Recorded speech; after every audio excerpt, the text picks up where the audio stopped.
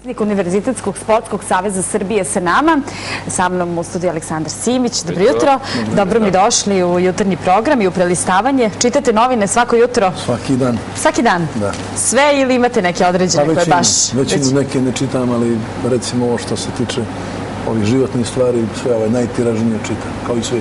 Ne samo sport, jel? Ne samo sport. Ali sport prvo, jel? Pa to je najvažnije. Pa to kažem. Dobro. Beograd će biti domaćin jedne zaista velike sportske manifestacije za 3,5 godine, jel tako? Reč je o Evropskoj univerzijadi, to je sportskim igrama univerzitetskim na nivou Evrope i to je jedan od velikih i većih važnih stvari koje su dogodile izbor Beograda i pobjeda u procesu dobijanja kandidature, je li tako?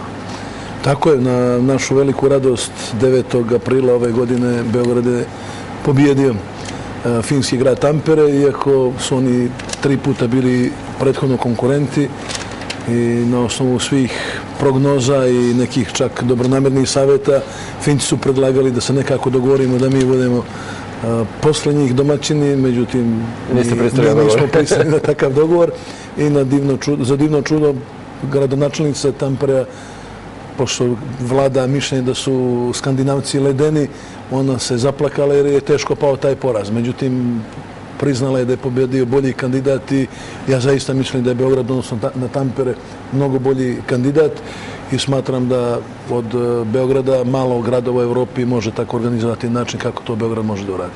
I ono što je važno tako u toj kandidaturi i uopšte podršku Beogradu i Univerzitetskom sportskom savezu Srbije, da li su sve institucije, i grad Beograd, i Republika, Ministarstvo omladine i sporta, i svi su jedinstveni? Moram da kažem, od Ministarstva omladine i sporta, znači Vlade Republike Srbije, grada Beograda, gradonačelnika, Olimpijskog komiteta Srbije, kao što ste rekli, Sportskog saveza Srbije, udruženih granskih saveza, znači, Sportski savez za Srbije bila jednoglasna podrška i ja se svima zahvaljujem na toj podršci koju smo imali i moram da kažem da zaista materijali koji su tada urađeni, to kako je napravljeno, urađeno na najbolji mogući način. Pošto svi vole da mistifikuju i da pričaju kako se, ne znam, potroše neka velika sredstva, ja moram da kažem da je ova naša celokupna kampanja koja je trajala od 15. septembra prošle godine do 9. aprila, mi smo potrošili negde oko 7 miliona dinara, što je u odnosu na budžet koji imao Tampere nemerljivo, ali imajući u vidu da nisu sve baš pare, mnogo su važne, ali nisu odlučujuće.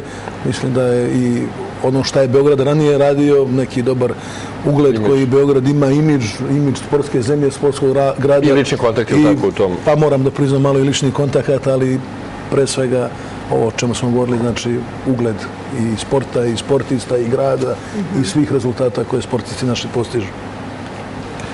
Evo da počnemo, ajde, večer novosti. Ja se nadovežem za sport, nekako su sportisti uvek na pravo mesto, u pravo vreme.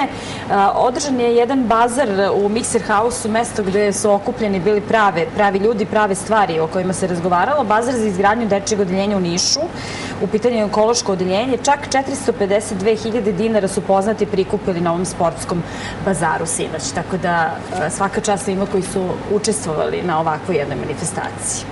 Evo vidimo ovde tekvondiskinje, Milica Mandić i Tijana Bogdanović su bile tamo. Juče je bila skupština Tekvondo saveza. Jeste, kao što kažete. Velika gužva. Naši sportisti su i ovim putem dokazali da imaju veliko srce, da su humani i svaka akcija koja ide u tom smeru zaslužuje sveopštu podršku, pogotovo medijsku, jer treba afirmisati prave vrednosti, a sportisti su, znači, ja mislim, najveće blago ove zemlje i to su osobe s kojima se mi ponosimo, ali ne samo što su dobri sportisti, nego dobri su i ljudi. A ovo što ste vi kazali da jednostavno je nezabilježeno, juče je bila i sednica Tekvondo saveza Srbije, pošto Tekvondo je u zadnjih, recimo, 7-8 godina najuspešniji srpski sport, jedan od najuspešnijih, da budem precizniji. Zlatna medalja Milice Mandić u Londonu, srebrna medalja Tijane Bogdanović sada u Riju i u nekom raskoraku je bilo, znači, neke dve struje u Savezu. Juče sa tom sednicom Skupštinom, u stvari, neke stvari su riješene i ja se nadam da će Tekvondo sport imati jednu dobru platformu za Tokio 2020. i da će još biti radost i medalja. Novosti, Sale, rekao si. Svim raste priliv stranih investicija, Srbija u top 5 Evrope za ulaganja, do kraja godine više od 1,8 milijardi evra, ulaganja veoma bitna i važna.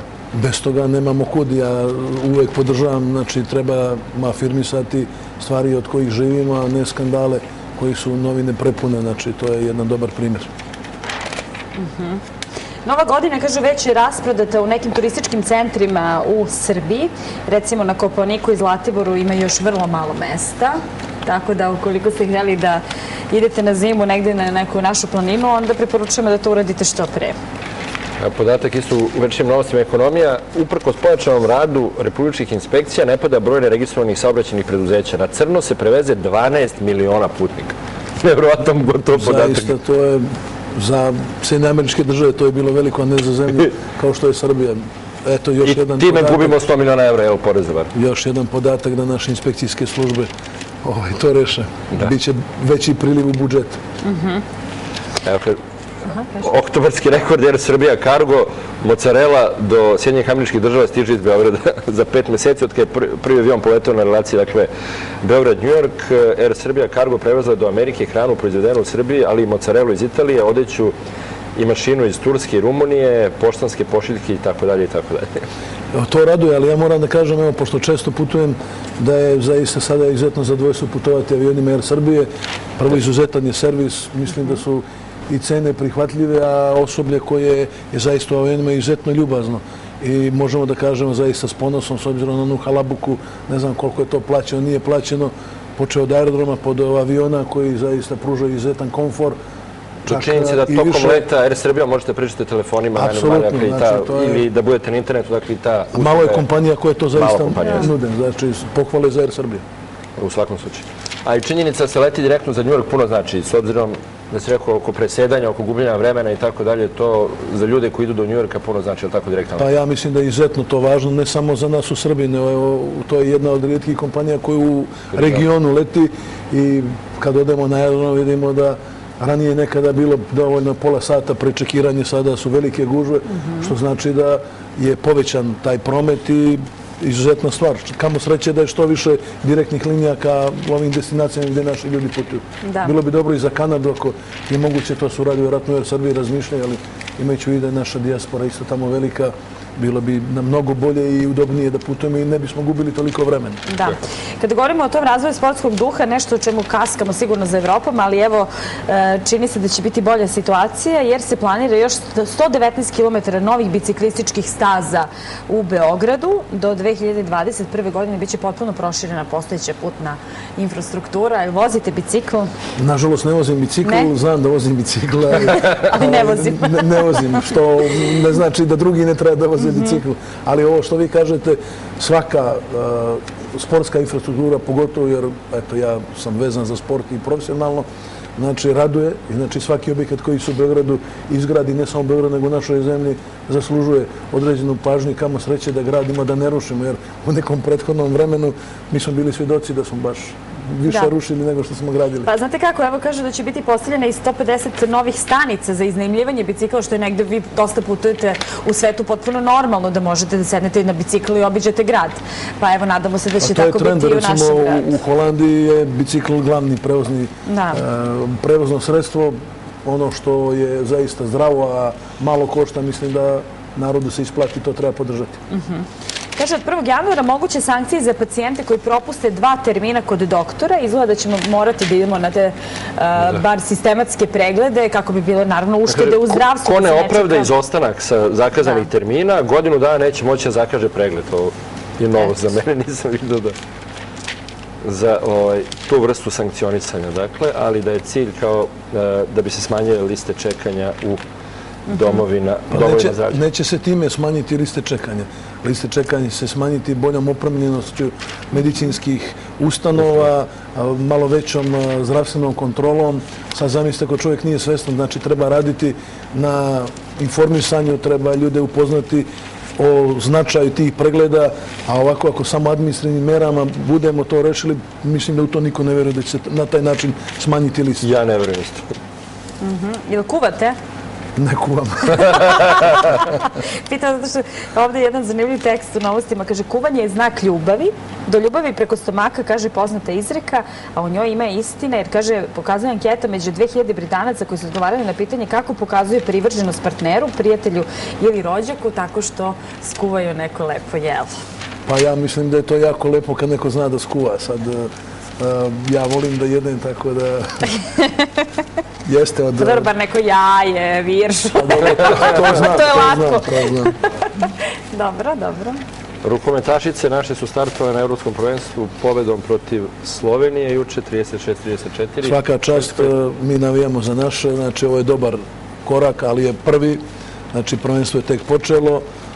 Navijamo za naše, tako da ova sljedeća utakmica sa Španijom će biti znatno teža i značajnije za naš tim ukoliko to pobedio. Mislim da je to prvi pravi test, iako su Slovenke juče igrali dobro, znači bila je utakmica vrlo dobra, ali naše su rukometašice bile bolje i nadamo se da ćemo tako nastaviti. Tako i nastaviti, da. Blic, juče je sahranjen Fidel Castro. Želja, dakle, Castro je bila da se posle njegove smrti ne stvara kult ličnosti od njega. Kaže, Fidel nije kao Tito zabranio kult ličnosti. Bili ste i na Kubi u Castrovo vreme. Jesam i mogu da kažem da mi je to jedna od velikih stvari zadovoljstva da sam posjetio Kubu u vreme Castra. On jeste zaista istorijska ličnost, bez obzira šta ljudi gledaju, iz kog ugla ga posmatraju. Jedna od 10 osoba koja je obeležila 20. vek. Onaj podatak da je uspeo da preživi od 9 američkih predsjednika i Kuba je, i vi ste bili, mogli ste da vidite, jedna izuzetno specifična zemlja. Šta će se dalje dešavati, to će da vreme pokaže. Međutim, ono što je Castro uradio i njegov doprinos istoriji sigurno se ne može izbrisati, a sada ovo je populizam, ne želi da stvaraju kult ličnosti i tako dalje. Narod će sam odlučiti da li će biti ulica Castra ili neće. Ovo su neki potezi vladajuće partije na Kubi, pošto ima jedna jedina, je li tako? Castro zaslužuje sigurno svoje mjesto u istoriji. Da. Nadamo se da će se zadržati taj duh naroda i da će bar obrazovanje biti i dalje na visokom nivou, pošto su oni po tome karakteristični. Pa ono što je izuzetno karakteristično, prvo izuzetno su ljubazni ljudi, prijatni, iako je zemlja siromašna, bogata je kulturno, znači ljudi su predusetljivi i zaista izuzetno lepa zemlja. I zdravstvo koje smo malo prepomenuli. Zdravstvo je dostupno. Najbolji, znači to je isto neki doprinos Castra, moramo da priznamo da njihova medicina je jedna od najboljih, da su izuzetno obrazovani, izuzetno kulturni ljudi. To je najbolji izvozni proizvod je zdravstvo, najveći broj lekara ima i po svijetu. Neki pamte Kubu tamo iz nekih vremena kada je to bilo, recimo, zabava za Amerikance. Castro učinio da to baš ne bude kazino, nego da bude jedna zemlja gdje su dali na nekim vrednostima, kao što ste vi kazali, na obrazovanju, socijalnoj zaštiti, zdravstvenoj zaštiti. Iako ništa drugo, i mi smo imali nekada jedan vrlo dobar sistem obrazovni i imali smo dobar sistem zdravstveni. Danas se promenila vremena, tako da mi koji pamtimo duže, toga se sećamo, ovi mlađi se ne sećaju, tako da... Da, vidim da se čitao Trump, on pa ne, sad, pošto smo se dotakli američko tla, Trump, biznismen protiv Trumpa predsjednika, da li ste očekivali pobedu Trumpa? Ja lično sam navijao za Trumpa kao i svaki prosječan Srbin.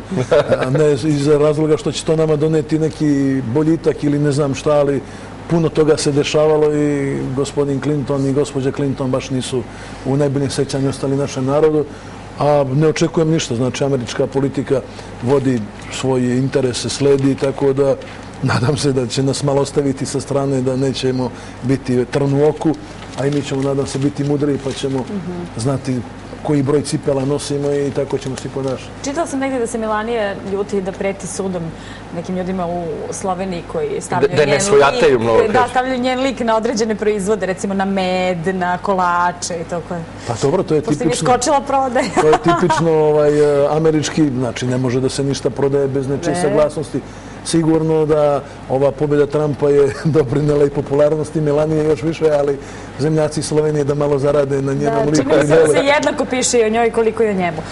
Danas je Međunarodni dan volontera, volonteri vrlo važni u svim velikim sportskim događajima koji se organizuju. Pa evo da čestitamo dan svim volonterima. Mi čestitamo svim volonterima zaista dan, oni su duša svakog takmičenja. Takmičenja se između ostalo pamte i po njima, po njihovoj ljubaznosti, po njihovom zaista velikom doprinosu i svi sportisti koji odu iz Srbije, a imali smo prilike da organizujemo toliko takmičenja, na prvom mjestu ih ističu. I zaista želimo da ih podržimo, da ih ohrabrimo i to je nešto zaista izuzetno čim se ovaj grad i ova zemlja ponose i svaka čast volonterima. U sistemu univerzitetskog sporta isto su važni volonteri, ali tako i na 2020. na Evropskim univerzitetskim sportskim igrama će biti dosta volontera, jel? Jeste, mi imamo sreću da imamo jedan od najvećih univerziteta u Evropi. Kao što znate, Univerzitet u Beogradu ima preko 100.000 studenta. Osim toga imamo i privatne univerzitete. Znači, oko 150.000 studenta ima na beogradskim univerzitetima. Mi računamo na veliki broj naših kolega mladih studenta da se uključe. Igre su njihove prevashodno jer ovo je takmičenje Univerziteta Evrope. Očekuje se preko 500 univerziteta koji će biti u Srbiji. Biće jedna velika naučna konferencija, rektorska konferencija u Beogradu isto vreme. Biće oko 7.500 sportista, u Beogradu 25 sportova. Mi računamo na jedno 5 do 6.000 volontera koji će biti zajedno sa nama i nadam se da neće biti veliki problem da se oni nama priključe. Evo vesti iz sveta sporta. Selektor Srbije Dejan Savić primio u San Francisku nagradu Svetske asocijacije vaterpolo trenera kao najbolji stručnjak u 2016. Drugi put za redu i prošle godine. Čestitamo. Da, kaže, naš najbolji džudista Aleksandar Kukulj je osvojio zlatnu medalju na najvećem i najstarijem svetskom Grand Slam turniru u Tokiju. Izuzetan uspjeh i njemu čestitamo jer je to u prestonici i u mjestu gdje je rođen judo, znači zaista Aleksandru velike čestitke i nadamo se da će biti još rezultata. Oni koji nisu znali, Jelena Ristić, sada Đoković je trenirala tenis. Pa logično. I mogla je da bude, kaže, bila je vrlo talentovana i mogla je da bude vrlo uspješna. Danas možda bi bila uspješna teniserka. A to je tipično srpski. Verovatno bi mogla bude i kosmonaut, da je htjela bude kosmonaut. Mi znamo za Novaka i novi ponos ove zemlje, a što se tiče Jelene i njenih teniskih veština, možda bi mogla. Da ona to dokaže prvo. Dobro, svaka čast. Koliko generalno, kad već pričamo o sportu i o univerzitetskom sportu, koliko naši studenti su vezani za sport, koliko se bave sportom i koliko je sport uopće zastupljen na našim fakultetima i generalno na univerzitetu? Pa ja moram da kažem da se zadnjih 10 godina situacija popravlja. Međutim, najveći problem je nedostatak objekata. Mi smo se kandidovali za ove igre 2020. sa ciljem da napokon dobijemo neki svoj sportski kutak, sportski centar. Kad je bilo univerzijada u Beogradu, bio je... Ništa nije ostalo toga, tako? Nažalost, nije ostala ni trafika. Ali ovoga puta nadamo se da će uz pomoć Ministarstva grada Beograda i Univerziteta u Beogradu i Univerziteta Sportskog saveza Srbije da ćemo napraviti jedan naš nacionalni univerzitetski sportski centar na Bežanijskoj kosi. Projekat je urađen. Sa Ministarstvom omladine i sporta razgovaramo o tome. Malo se, ne mogu da kažem, sporimo, ali pokušavamo da nađemo optimalno rješenje za ono što hoćemo, jer možda nekada želje nisu u skladu sa mogućnošću. Ali zaista je jedan katastrofalan podatak da recimo 20% studentske populacije ne zna da pliva. Sami znate šta to znači. Drugo, vi znate da i ovaj najveći deo sredstava koje mi dobijemo trošimo na zakup sportskih objekata. A isto je nesrećna okolnost da dobijemo recimo termine kada ih niko ne koristi, kada prevashodno koriste klubovi, kada koristi građanstvo i onda mi kao kategorija koje daju recimo neki popust 5-10-15% dobijemo termine da neko pliva u 6 ujutru ili ne znam u 11 uveče ili od 1 do 3 kad je vreme ručka. Znači, najveća stvar koja bi mogla se desiti, ja se nadam da će se ovoga puta to desiti, da mi zajedno uz pomoć države dođemo do našeg sportskog kutka i samim tim želimo najvažniju stvar koja može se desiti, a to je da vratimo nastavu fizičkog vaspitanja na univerzitete. Ne u cilju nekog drila ili neke prisile, nego u vidu izbornog sporta kojim bi se studenti bavili. Na taj način bi povećali njihov zdravstveni status. Sami znate kako se to odrazi na psihu čoveka i to je jedan permanentni zadatak na kome moramo da radimo. U svakom slučaju nije lako, jer kad se obratite određenim institucijama, svi govore nema para. Ja mislim da od para za prvi korak je mnogo važnije dobra volja i da se nađe mesta. Evo sad je velika navala i svi pričaju o informatici kao obaveznom predmetu. Nemam ništa, naprotiv podržavam, ali između zdravlja i informatike mislim da je važnije zdravlje. Šta će nama čovjek koji nije zdrav? Kako će se bavi informatikom, iako sad vidite svi su opterećeni tim savremenim elektronskim sredstvima. Kad odete u kafić, svi telefoniraju, čak i ove emocije se izražavaju preko Facebooka, preko Twittera. Ljudi se i ne poznaju tako komuniciraju, tako je lakše, ali vi znate, možete staviti, ali sport sigurno zdravi i ali je lepše drugačije. Mnogo je lepše doći u kontakt direktno sa ljudima, pa sa ljudima razgovarati, nego sad sjediti tamo za računarom i tipkati po 10-12 sati. Ne kretati se, ne kretati se i kažu u zdravom telu i zdrav duh. Da, tako je. I još samo jedno pitanje vezano dakle, za univerzitetski sport. Univerzitetski sportski savez, kakvu politiku ima prema državnim, odnosno privatnim fakultetima, kakvo prepoznaje jedne i druge studente? Što se mene lično tiče, znači ja sam potrošio jedno 4-5 godina da kažem da su studenti akreditovanih univerziteta u Srbiji ravnopravni i mi ćemo na predstojećoj sednici redovnoj u martu sljedeće godine poslati zahtev, znači svim privatnim univerzitetima da budu naši članovi pod uslovom da se registruju u skladu sa zakonom. Znači mi ne pravimo razliku, kod nas nema velikih i malih univerziteta, nema ni majorizacije, ni minimalizma. Prema tome, svi su studenti dobrodošli, čak šta više, pošto mi predstavljamo zajednicu univerziteta, znači sportskih organizacija, i više škole i visoke škole su dobrodošle, tako da mi želimo da ih postaknemo da se svi bave sportom. Ali elementarna stvar na kojoj ćemo da insistiramo, to je neki naš kutak gdje bismo mogli da sprovodimo te sportske aktivnosti. Ljubiša Samardžić juče operisan. Da. Svi čekaju, naravno, Ljubišin oporavak, evo vidimo dakle i u Blicu. Veliki naš glumac, mi mu želimo brzo oporavak. Da. Svetske zvezde se odriču šminkanja, sve više slika, bez šminke, prirodni izgled. Podržavate to? Apsolutno, ja uvijek kažem ono što vam Bog da, to treba i da zadržite. Neke korekcije koje čovjek može da napravi, treba da ih napravi, ali ako se budemo više bavili sportom, treba će nam manje šminke. Prema tome, evo, ja se podržavam, to i nisam bio u šminkirnici sad pred ovo gostovanje. Ja se vama zahvaljujem isto, ja isto nisam bio u šminkirnici. Nisam htjela da se šminka. Na sreću nije bilo potrebno.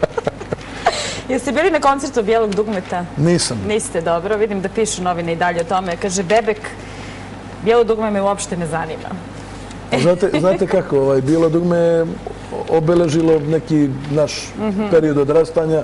To je jedna kultna grupa, mogu da kažem i kulturološka. Sada mi uvijek pokušamo, recimo, u novinama da nađemo neki skandal. Nemoguće da ga ne zanima, možda da je Moj Bregović ponudio malo bolje uslove koje on očekivao ili možda neke sujeta ili animoziteti koji postoje.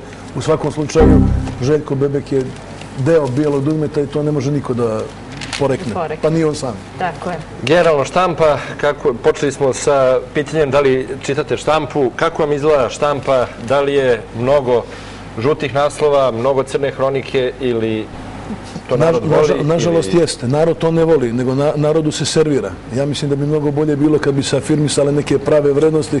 Vi sad vidite u današnjoj štampi, recimo, Putin kaže neće niko više Srbiju da bombarduje ili tako neke stvari, ko će da bude predsjednik države, niti je raspisano to, umjesto otvaraju se preduzeća, fabrike, čak i neke nove bolnice, sanitarne jedinice, ulice. Imamo toliko pametnog mladog naroda i starijeg naroda, imamo toliko životnih problema koji bi trebalo više da se afirmišu nego da li je tamo neko pretuko ženu, nije to uradio, da li je sad neko, ne znam, izvršio neko nasilje nad životinjama, mislim, to je za svaku osudu.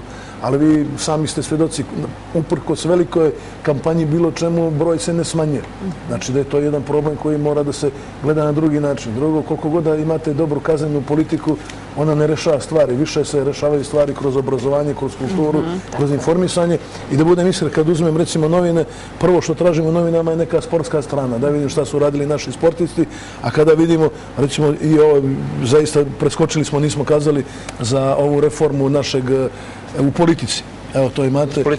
Danas dolazi Johannes Hahn i znači 80 miliona eura za reformu uprave. Znači ono što je nama, mene kao građanina što ne vjerujem, recimo to su neki veliki redovi, pa ne znam, gubimo toliko vremena svuda, umjesto da uredimo bolje život, umjesto pričamo o boljim tramvajima, da pričamo o metrovu, da pričamo o nekoj kvalitetu života, mi sad ćemo da potrošimo 4 mjeseca ko će bude predsjednik države.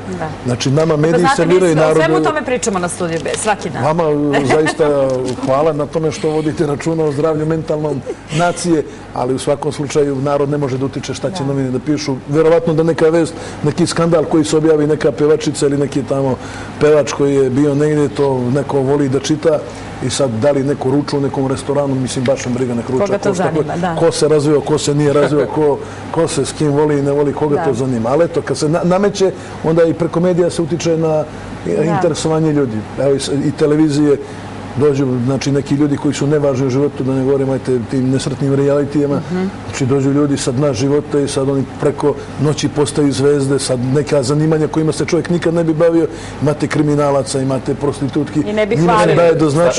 Starlete, mislim, to se zove starleta i sad vi sad na ovom mladinu kako utičete, recimo, ta moda na taj način kad izađete uveče, vidite kako su obučeni omladina, znači u svakom slučaju to ima nekog uticaja. Kamo sreće da... Dobro ste mi rekli, obrazovanje bi trebalo bude na prvo mjesto, onda se biraju i naslovi i svi izbori u životu su drugačiji. Tako je. Obrazovanje, zdravlje i sport. Hvala najlepše što ste bili deo prelistavanja. Hvala vam na prostoru. Pratite nas i na YouTube kanalu.